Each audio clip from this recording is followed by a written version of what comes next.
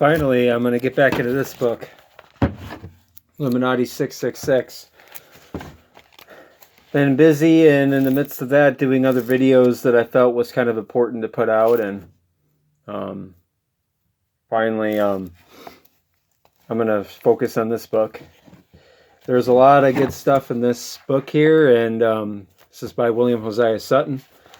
I left off on my Illuminati 666 Part 8. Go check that out, and then, I'm continuing on. This is page 96. Page 96. So, yeah. In Greek mythology, Hermes was known as the son of Zeus and Maya. He was the god who invented dice, music, geometry, the interpretation of dreams, measures and weights, the arts, letters, etc. He was also regarded as the patron of public treaties, as the guardian of roads and writing. Thoth, to the Egyptians, was considered a great king, a teacher of mankind, who had left books of magic and mystery behind him. Numerous books of such a sort once existed in Egypt. Clement of Alexander claimed he knew of 42 so-called hermetic fragments which could be found in the works of Stobaeus, Cyrillus, Suides, and Lactantius. The hermetic books fall into two groups. The first deals with astrology and alchemy, while the others are dialogues describing the soul's regeneration in terms like the Kabbalah. This is the blasphemous doctrine that man can reach perfection through his own efforts by journeying through the higher spheres of knowledge, then after death, become God. Tradition says the Egyptian mysteries were a key to a complete knowledge of the universe and man. And this so-called knowledge was preserved in these hermetic books, which were believed for centuries to be written by Hermes Trismegistus. These books were universally accepted among the doctors of occultism as authentic books of Hermes until the early 17th century, when they were proven to be a fraud. They had actually been written as late as the 2nd and 3rd centuries AD by a succession of anonymous Greeks living in Egypt. However, even though these hermetic books were not directly from Hermes, as the occultists said, there are still some interesting facts to learn about who Hermes was, this legendary god of wisdom. To start, we need to take a deeper look at the other gods of the Orient, who were the Eastern equivalent to the Western god Hermes. They were known in history as Nebu and Baal. Alexander Hislop, who spent years tracing down ancient gods to Babylonian origin, has some very interesting facts compiled from the ancient past in his book, The Two Babylons. In this book, Hislop states the following, quote, "If Ninus was Nimrod, who was the historical Bel, he must have been Cush, for Cush begot Nimrod." Genesis chapter 10, verse 8. And Cush is generally represented as having been a ringleader in the great apostasy. But again, Cush, as the son of Ham, was Hermes or Mercury, for Hermes is just an Egyptian synonym for the son of Ham. Now Hermes was the great original prophet of idolatry, for he was recognized by the pagans as the author of their religious rites and the interpreter of the gods. Unquote. The Two Babylons, Alexander Hislop, pages 25 and 26. Go check that out. I don't have the book on me, and I don't have it memorized and know it inside and out. I did read it once a long time ago.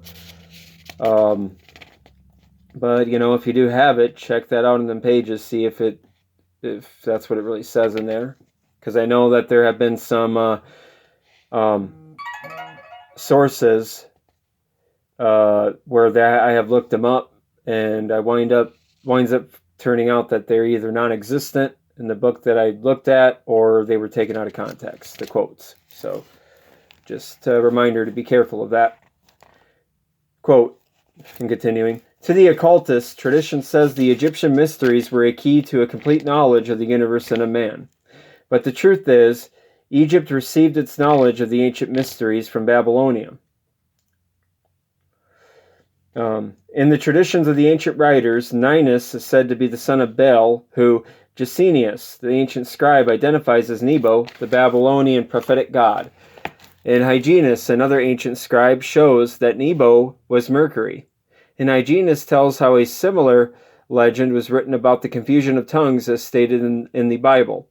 Hyginus is quoted by Alexander Hislop, quote, "For many ages men lived under the government of Jove," evidently not the Roman Jupiter, but Jehovah of the Hebrews, "without cities and without laws, and all speaking one language.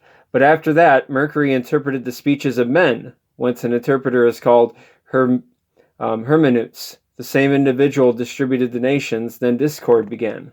Unquote. It's again the two Babylons, page 26.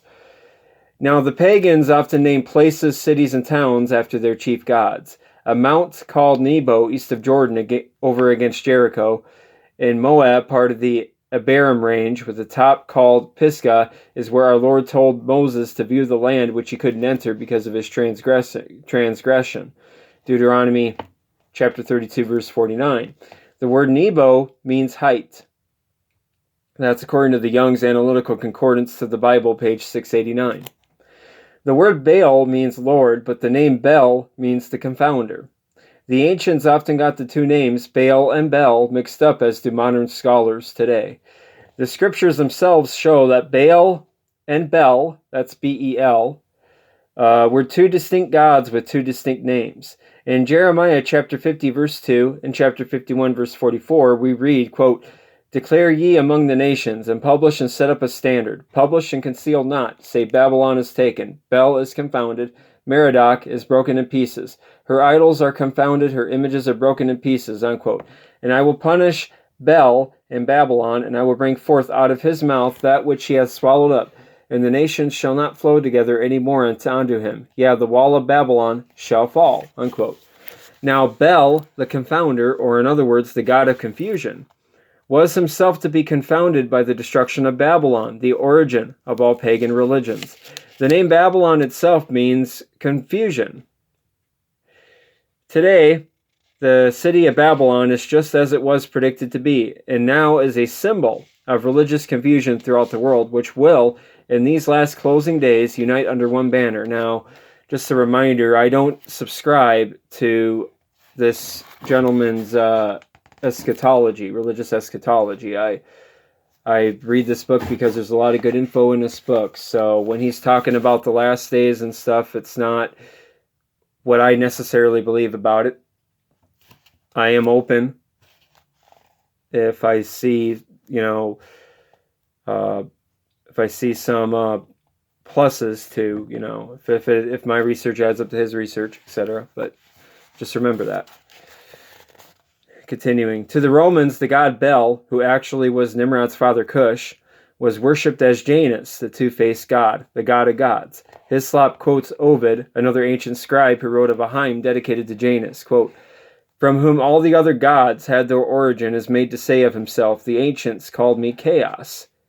This god Chaos name is used in our language today to mean confusion.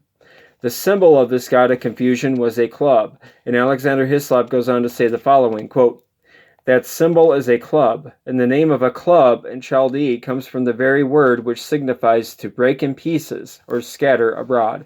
He who caused the confusion of tongues was he who broke the previously united earth," Genesis chapter 11, verse 1, "in pieces and scattered the fragments abroad." How significant then as a symbol is the club as commemorating the work of Cush as Bel, the confounder.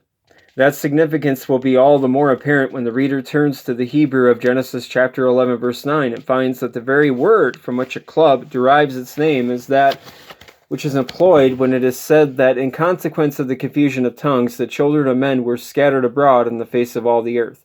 The name of Cush is also Cus, spelled K-H-U-S, for S-H frequently passes in Chaldee into S, and Cush, in pronunciation, legitimately becomes Kawas, or without the digama, chaos. And that's according to, again, the two Babylons, page 27. In Isaiah chapter 46, verse 1, it appears that Nebo and Bel are synonymous. Bel boweth down, Nebo stoopeth. And the symbol of this god, the club, is called the hammer in Scripture. How is the hammer of the whole earth cut asunder and broken? How has Babylon become a desolation among the nations? Jeremiah chapter 50, verses 23.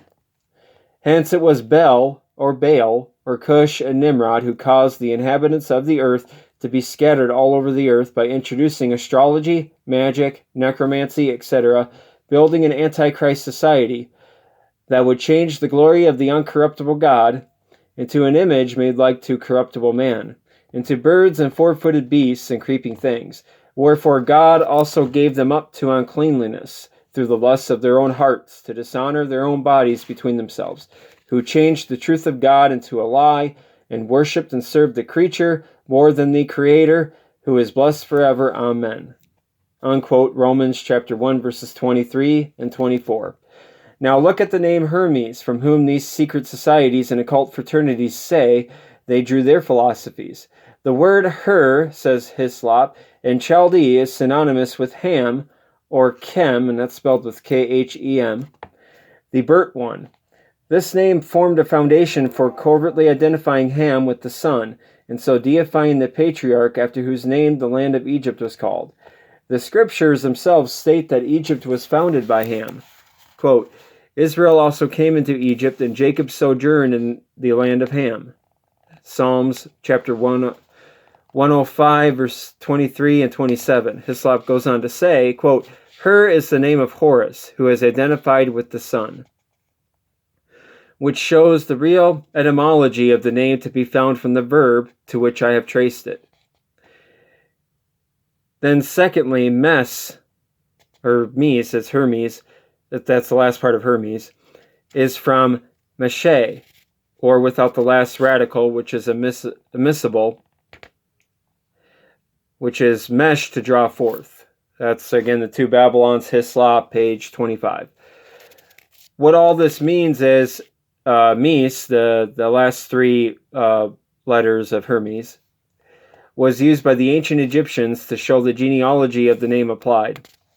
This will explain the Egyptian names of kings of Egypt, such as Rameses, which means Rameses, the son of Ra, who was the Egyptian sun god, whose incarnation was Osiris. Hence, Hermes, or Hermes, means the son of Her, or Ham, who is Cush. And the sons of Ham, Cush, and Mizraim, and Put, and Canaan.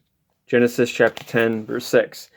Now it was really Cush who was worshipped as Hermes, Baal, Nebo, Mercury, etc. That was generally represented by the ancients as their god, who was the author of astrology, magic, spiritualism, etc.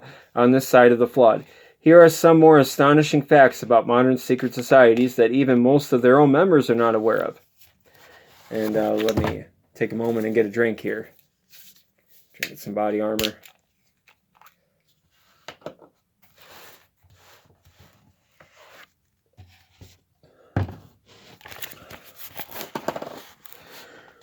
Like the Rosicrucians, the Freemasons traced their origins to the Hermetic writings. And ironically enough, the Freemasons admit that it was Nimrod along with Hermes, or Cush, who founded their order. The following will be taken from an authorized publication of Freemasonry called, quote, An Encyclopedia of Freemasonry and Its Kindred Sciences by Albert G. Mackey, 33rd degree, page 322. Hermes in all the old manuscripts records which contain the legend of the craft mention is made of Hermes as one of the founders of Masonry. Mackey goes on to say, quote, He found one of the two pillars of stone and found the science written therein, and he taught it to other men. There are two persons of the name of Hermes mentioned in sacred history. The first is the divine Hermes, called by the Romans Mercury. Among the Egyptians he was known as Thoth. Diodorus Siculus described him as the secretary of Osiris. He is commonly supposed to have been the son of Mizraim, and Cumberland says that he was the same as Osiris. There is, however, much confusion among the mythologists concerning his attributes. The second was Hermes Trismegistus, or Thrice Great, who was a celebrated Egyptian legislator, priest, and philosopher, who lived in the reign of Ninus about the year 2670 BC.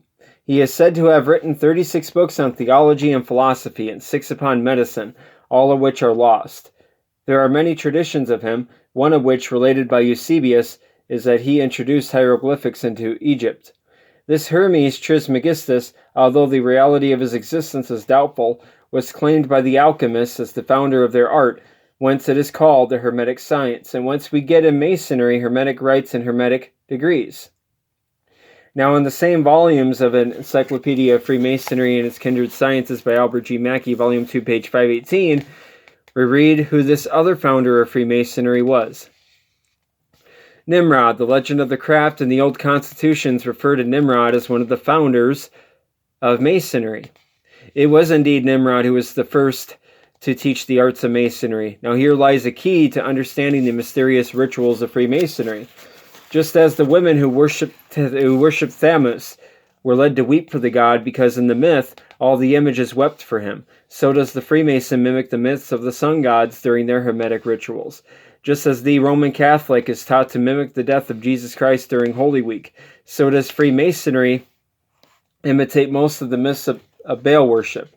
Here from their own publications, we will learn the real purposes and goals of the leaders of Freemasonry.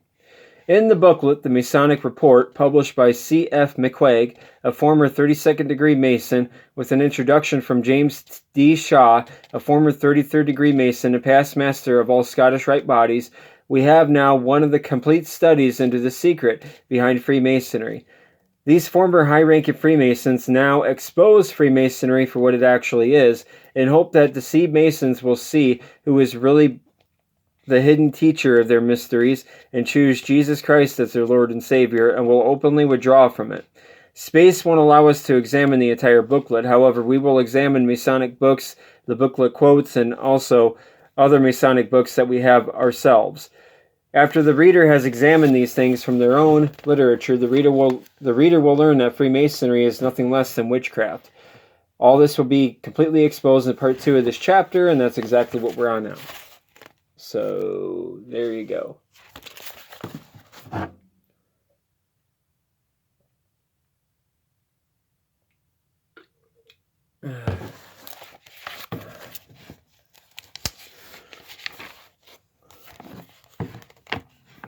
Page 106 now.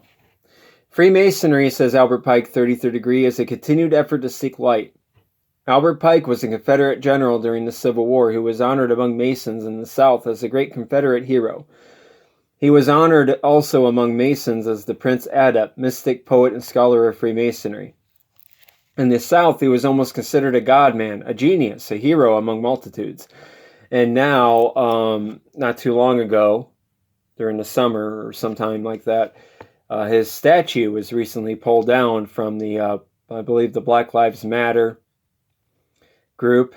I find that the irony behind that is the very revolutionary groups that a lot of the Freemasonic branches, help inspire and create. Eventually, do something like that. Tear down one of Freemasonry's greatest teachers, which I'm not saying was right or wrong. I mean, you can, have your own opinion about it.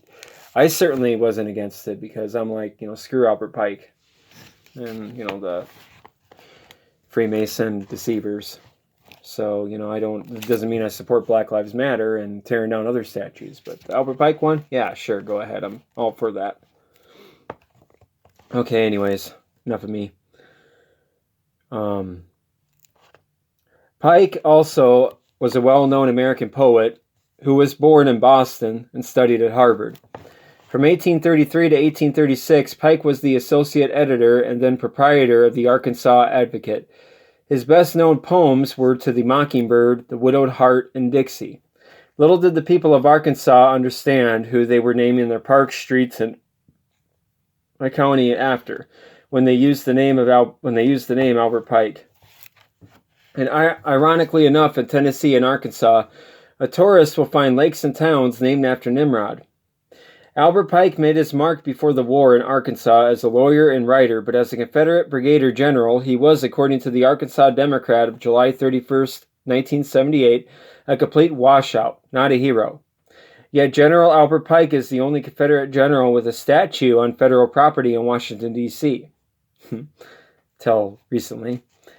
He was honored not as a commander or even as a lawyer, but as Southern Regional Leader of the Scottish Rite of Freemasonry. The statue stands on a pedestal near the foot of Capitol Hill. Albert Pike states in his book Morals and Dogma, which is a Bible of Freemasonry, that, quote, Masonry is a search after light. That search leads us directly back, as you see, to the Kabbalah. In that ancient and little understood medley of absurdity and philosophy, the initiate will find source of doctrines, and may in time come to understand the Hermetic philosophers, the alchemists, all the anti-papal thinkers of the Middle Ages, and Emanuel Swedenborg. Morals and Dogma, page 741. All the reader needs to do is glance at the pages of Masonic books, and he will see this same philosophy taught from the Kabbalah we examined earlier. Here, from Martin Wagner's book, Interpretation of Freemasonry, page 27, we read the following, quote, the temple is a glyph for the universe, the macrocosm, and for the microcosm, the individual human temple, sometimes referring to the one and sometimes to the other. The details given in the ritual concerning Solomon's temple, its artisans, apprentices, fellow crafts, masters, pilasters, etc., are related to conceal the real Masonic meaning or give an apparently rational explanation to the ceremony. These things are the rubbish of the temple under which the real Masonry is concealed. Quoted in Masonic Report McQuaig, page 14. Masonry used the symbols of the Bible to hide the real Masonic meaning behind their Hermetic rites. They just used the name Solomon for their temples. The truth is, Solomon, the king of Israel, was not a Mason, nor did he ever have any connection with Freemasonry. The real reason Freemasonry uses the name Solomon is to hide the real names of the sun gods from 3 different nations. Again, from an interpretation of Freemasonry by Martin Wagner, page 97, we read the following, quote, this name Solomon is not the Israelite king. It is name and form, but different in its meaning. It is a substitute, which is externally like the royal name. This name is a composite, Sol/Om/On. The names of the sun in Latin, Indian, and Egyptian, and is designed to show the unity of several god ideas in the ancient religions, as well as with those of Freemasonry, unquote. Same thing you'll find with Israel. You find, how you split Israel off into, the groups of 3 is, dash, Ra dash L. That's same thing there. Freemasonry lodge meetings at this present day are usually held in the upper chambers of their lodges. The worshippers of Baal, the sun god, erected their idols and altars on top of hills, among sacred groves, or on the roofs of houses. Now, in another authorized Masonic publication, we read the following, quote, lodge meetings at present day are usually held in upper chambers, and the reason for this custom is that before the erection of temples, the celestial bodies were worshipped on hills and the terrestrial ones in valleys. That's General Ahiman Rilon by Daniel Sickles, page 75, quoted in Masonic Report McQuaig, page 15. Here again from an authorized Masonic publication, more shocking information about these Masonic lodges and the secret meaning of the Grand Architect of the Universe. From the Master's Carpet by Edmund Ronayne, past Grand Master of Lodge 639 in Chicago, pages 301 to 302, we read the following, quote, the lodge room then is brought before us as a symbol of the universe, governed by the sun god, and its cubical form expressed in the language of the ritual is made to represent the unified power of light and darkness, and the constant conflict which is supposed to be always going on between them.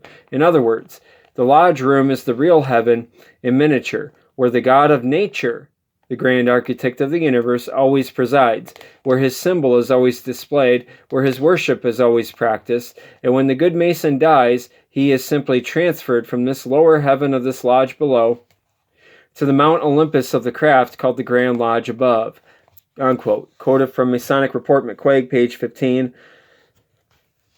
Now here we see who this God of nature, the Grand Architect of the Universe, really is. It is the sun god. And just as the witches hold their meetings at night, so does the Freemason meet at night. Here from the Symbolism of Freemasonry by Albert G. Mackey, 33rd degree, page 157, quote, darkness, like death, is the symbol of initiation. It was for this reason that all the ancient initiations were performed at night.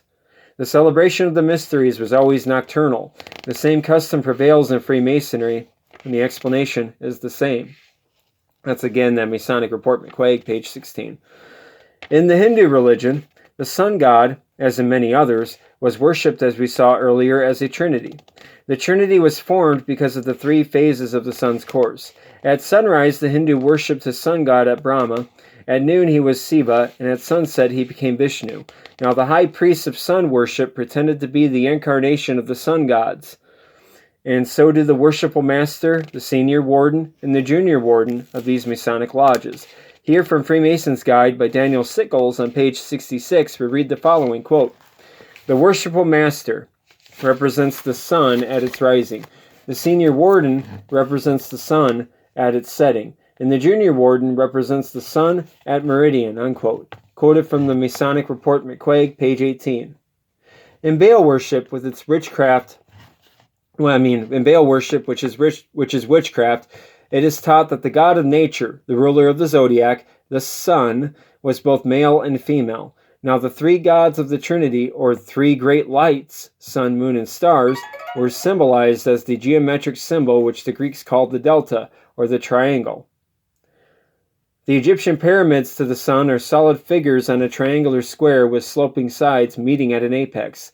The male and female elements of the sun god were symbolized, as we saw earlier, by two pyramids or triangles. The male symbolized as a triangle pointing upward, the female pointing downward.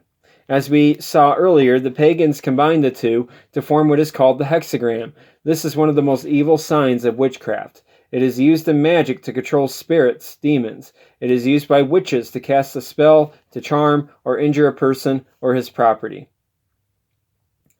One of the most common uses for this symbol is the Star of David in the Jewish faith.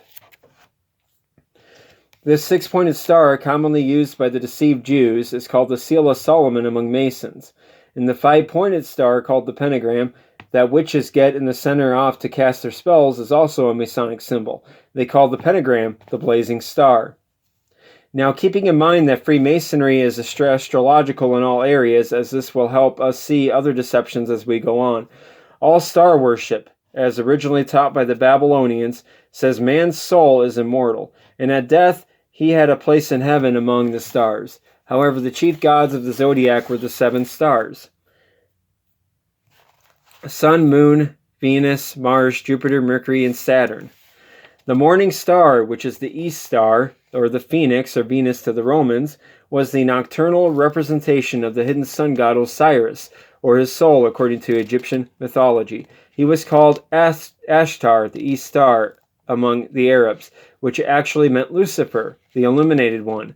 The Masons have adopted the name the blazing star to describe this symbol, which the evil sign of witchcraft, the pentagram, derived from its two horns attacking heaven.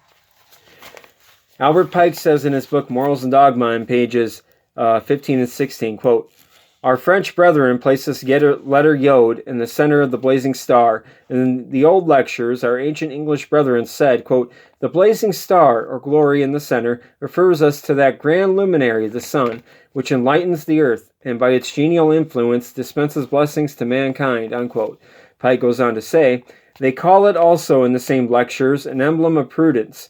The word prudentia means, in its original and fullest signification, foresight. And accordingly, the blazing star has been regarded as an emblem of omniscience, or the all-seeing eye, which to the Egyptian initiates was the emblem of Osiris, the creator. With the Yod in the center, it has the Kabbalistic meaning of the divine energy, manifested as light, creating the universe." In Freemasonry and the Order of the Eastern Star, the blazing star with its 5 points represents, as in witchcraft, the male and female principle. The white star represents the male, the black star the female. It is also a symbol for Osiris and Isis. Masonic Report, page 51. This Eastern Star, that has been an ancient symbol for pagan messiahs and sun worship, has also been, throughout history, a symbol of Lucifer. Lucifer's name itself means day star in Isaiah chapter 14, verse 12. See margin KJV. I'll show you this little illustration right here. You can read that. So, yep. There you go. I'll continue with this here with the second video. Take care.